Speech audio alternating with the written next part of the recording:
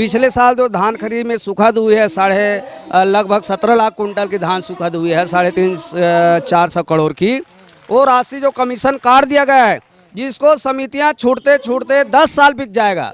धान खरीदी नीति में जो सोसाइटी को बर्बाद कर रही है वो धान खरीदी नीति मार्कफेड की, शासन की सुखद मान्य नहीं है।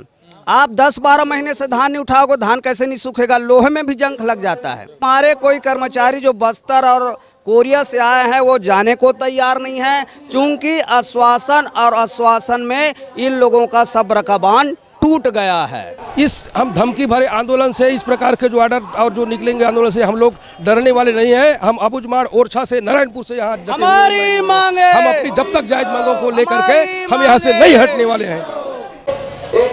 नमस्कार, आप देख रहे हैं वामदूत न्यूज़ और मैं हूं मोहन साहू। आज हम फिर बूढ़ा तालाब धरना स्थल पहुंच चुके हैं, जहां पर छत्तीसगढ़ प्रदेश सहकारी कर्मचारी संघ अपना आज 13वें दिन हो गए अपना आंदोलन धरना देते हुए, फिर भी सरकार के कानों में जू तक नहीं रेंग रही है।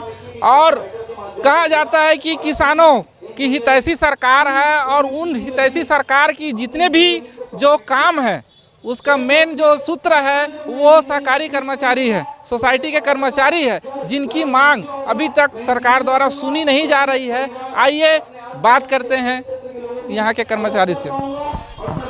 हमारी 5 सूत्री मांग है और इस मांगों को लेकर हमें लंबी लड़ाई चल रही है। 2018 में भी ईदगाह भाठा में आंदोलन हुआ था, और लंबी आंदोलन में हमारे आदरणीय भूपेश बघेल जी उस समय कांग्रेस के अध्यक्ष थे। उसने मंच पर आकर हम सब लोगों को आश्वासन दिया गया था कि आपकी मांग जायज़ है, हमारी सरकार बनती है तो आपकी मांगों को तत्काल पूरा करेंगे। 2018 से आज 21 हो गया। आदरणीय 3 महीना पहले भी 9 दिनों तक पूरे प्रदेश में बस्तर से लेकर कोरिया में आंदोलन हुआ था, और विधानसभा घेराव करने करीब प्रदेश के 11,000 कर्मचारी इकट्ठित हुए थे। विधानसभा अध्यक्ष आदरणीय चरणदास महंत जी और भूपेश बघेल जी ने एक कमेटी बनाई गई थी सहकारिता और खाद्य का, जिसमें प्रदेश के महासचिव और प्रदेश अध्यक्ष को बुलाया गया था। सारे मंत्री उपस्थित थे, उनके द्वारा हमारी मांगों को सुना गया, मांग पत्र हमारे द्वारा सौंपा गया था, और हमें बहुत ही तत्काल समाधान करने की बात कही गई थी। आज 3 महीना बीत गया। हमारे कर्मचारी पूरे दूरांचल में, बिहार जंगलों में, नक्सली क्षेत्रों में, कोरिया से लेकर बस्तर में हमारे कर्मचारी भाई जो है अल्प वेतन पर 5, 10, 15 हज़ार में काम कर रहे हैं। कई जगह सहकारी समिति कर्मचारियों को 15-20 महीने से तनख्वाह नहीं मिला है, जो हमारे लिए दुर्भाग्य की बात है। हमारी 5 सूत्री मांग है सर, बहुत छोटी मांग है, और मांग की चर्चा हम करने जाते हैं तो खाद्य मंत्री, खाद्य सचिव, सहकारिता मंत्री, पंजक, एमडी द्वारा यही कहा जाता है कि सीएम साहब आपकी मांगों को सुन रहे हैं तो मांगों को पूरा करेंगे। आश्वासन में हमारे कर्मचारी अब जाने को तैयार नहीं हैं। कई बार आश्वासन हो गया है, अब आश्वासन से हमारे कर्मचारी यहाँ डटे हुए हैं। जब तक आदेश नहीं होगा, जब तक यहाँ सहकारिता मंत्री या खाद्य मंत्री आकर घोषणा नहीं करेंगे कि हमारी कौन कौन सी मांग पूरी हुई है, हमारी कर्मचारी डटे। हमारी 5 सूत्री मांग है। पिछले साल जो धान खरीद में सुखद हुई है, लगभग 17 लाख कुंटल की धान सुखद हुई है, 350-400 करोड़ की। वो राशि जो कमीशन काट दिया गया है, जिसको समितियाँ छूटते छूटते 10 साल बीत जाएगा, इसको पूरा नहीं कर पाएंगी, और उसके रख रखाव में अधिक खर्च है वो राशि दे। प्रासंगिक सुरक्षा व्यय में 30 रुपया करे, कमीशन को 32 की जगह 50 करे, और जो जिला सहकारी में बैंक में जो 15-20 सालों से पद खाली पड़ा हुआ है, बैंकों द्वारा प्लेसमेंट में काम किया जा रहा है, उसको तत्काल निरस्त करे, और हमारे सोसाइटी के कर्मचारियों को 100% संविलियन करते हुए उनकी उम्र बंधनता और योग्यता को शिथिल करे। सेवा नियम में संशोधन, ये केवल 2 घंटे का काम है, रजिस्ट्रार साहब का, सहकारिता मंत्री का है ये। उसमें वेतन निर्धारण का अधिकार जो पंजक के पास है, उसको कमेटी डीआर को दे। प्रोत्साहन बोनस एसोग्रेशिया संचालक मंडल को दे। और जब हम रिटायर हो जाते हैं सर, बड़े दुख की बात है, 62 साल बाद सोसाइटी से केवल नारियल और साल मिलता है।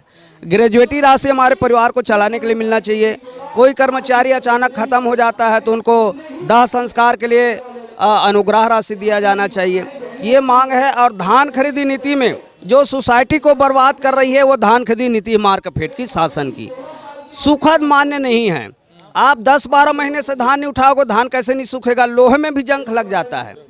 तो हमारा ये कहना है जो शून्य शॉर्टेज का सिस्टम है उसको हटाया जाए, और 2.6 में जो धान परिवहन के लिए सोसाइटी को जो प्रावधान दिया गया है उसको हटाया जाए, या तो धान परिवहन का काम समितियों को दिया जाए, और 72 घंटा में पूरा संपूर्ण धान उठाया जाए।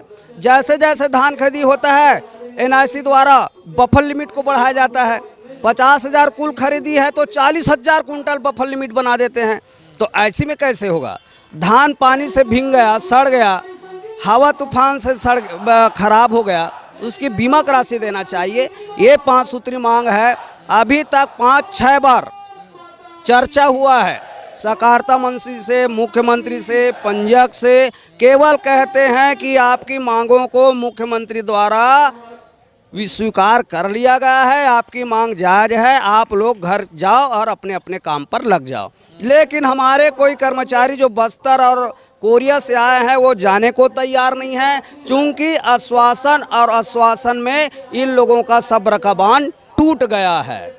अब सीधा आदेश लेके जाएंगे, या करो या मरो की नारा लगा रहे हैं। सहकारी समिति कर्मचारियों की आंदोलन जो है आज 13वां दिन है, और सभी कर्मचारी लोग अपने अपने समिति से आकर इस बूढ़ा तालाब के मैदान पे धरने स्थल पे डटे हुए हैं।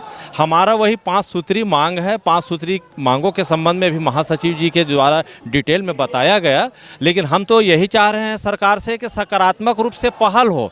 सकारात्मक रूप से पहल करने के लिए शासन प्रशासन तैयार नहीं है, केवल एक आश्वासन की बात कर रहे हैं। आश्वासन में चलते चलते आज कई हड़ताल को हम लोग समाप्त किए हैं, लेकिन आज ये स्थिति निर्मित हो गई है। सहकारी समिति के पास ये कंडीशन है कि आज सहकारी समिति में वेतन लेने के लिए पैसा नहीं है, धान खरीदी करने के लिए प्रारंभिक तैयारी के लिए पैसा नहीं है। तो हम क्या करें, किसको बताएं? और हमारा अनुरोध है शासन प्रशासन से कि जल्द से जल्द मांग को पूरा करें। हमारे सभी कर्मचारी प्रदेश के आज बस्तर से लेकर कोरिया तक के आए हुए हैं। सभी मर्यादित रूप से सेवा की भाव को ध्यान में रखते हुए यहाँ धरना प्रदर्शन कर रहे हैं, और यही कहना है सभी लोगों का, जब तक शासन प्रशासन के द्वारा लिखित में समझौता नहीं होगा, लिखित में हमको नहीं दिया जाएगा, तब तक ये हमारी हड़ताल जारी रहेगी। और जैसे आप बता रहे हैं कि जिला में अपने अधिकारियों के द्वारा लेटर जारी किए हैं, तो उसके लिए वो अधिकृत हैं, वो अपने जो चाहें वो कर सकते हैं, लेकिन हम यहाँ मांग पूर्ण होते तक यही डटे रहेंगे और यही रहेंगे। 10 दिन बचे हुए हैं धान खरीदी में जी, और आप सारे लोग हड़ताल पे हैं जी। कैसे होगी धान खरीदी? अब सर हम लोग तो कहे अपने जायज़ मांगों को लेकर के विगत 3 माह से अपना ज्ञापन के माध्यम से अवगत शासन को करा रहे हैं, परंतु शासन के द्वारा शासन को चाहिए कि जी हम 3 महीना पूर्व अपनी जायज़ मांगों को लेकर के हमारे द्वारा उनको ज्ञापन सौंपा गया, लेकिन उनके द्वारा हमारे मांगों पर कोई भी सहानुभूतिपूर्वक विचार नहीं किया गया।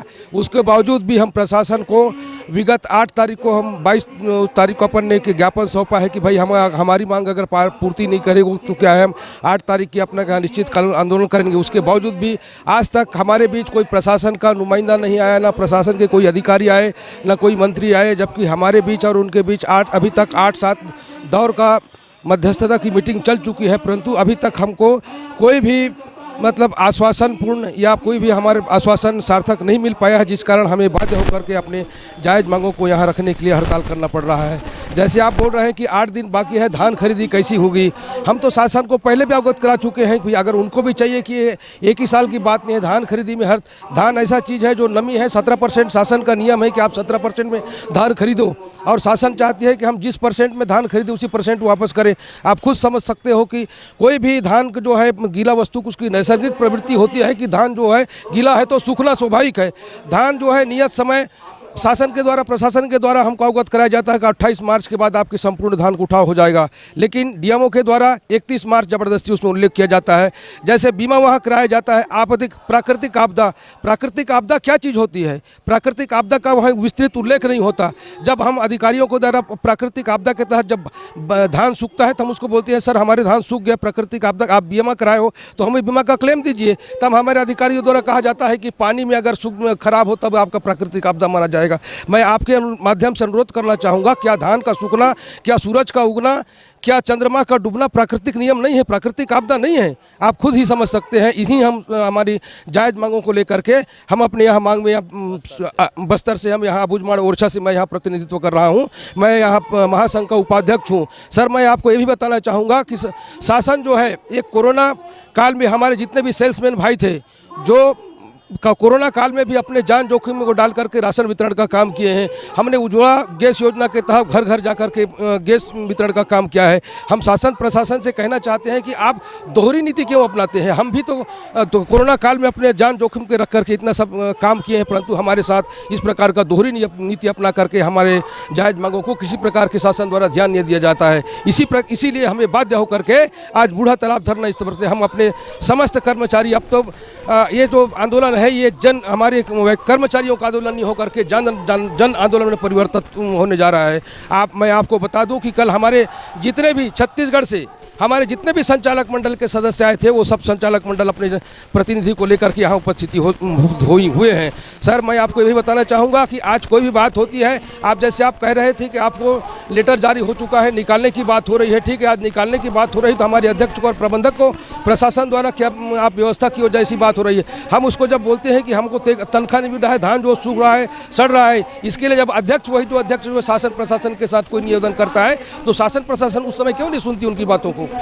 तो हम सर हम धमकी भरे आंदोलन से, इस प्रकार के जो ऑर्डर और जो निकलेंगे आंदोलन से हम लोग डरने वाले नहीं हैं। हम अबूझमाड़ ओरछा से नारायणपुर से यहाँ हमारी मांगे, हम अपनी जब तक जायज़ मांगों को लेकर के हम यहाँ से नहीं हटने वाले हैं।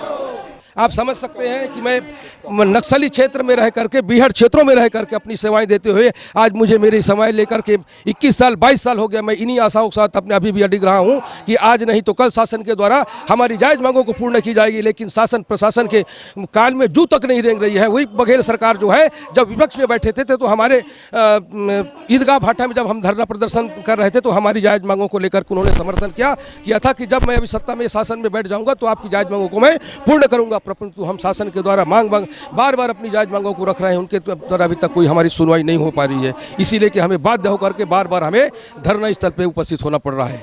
छत्तीसगढ़ सरकार वादा निभाओ। बस मैं एक ही चीज़ बोलूँगा कि हम लोग हमारी मांगों को पूरा किए बिना यहाँ से नहीं जाएंगे, नहीं जाएंगे, नहीं जाएंगे, चाहे कुछ भी हो जाए, चाहे सर फूटे या माथा यारो, हमने जो हाँ कर ली और बंदा हाजिर है आंदोलन की सजा पाने को। कोई कागज कलम से न मारे हमारे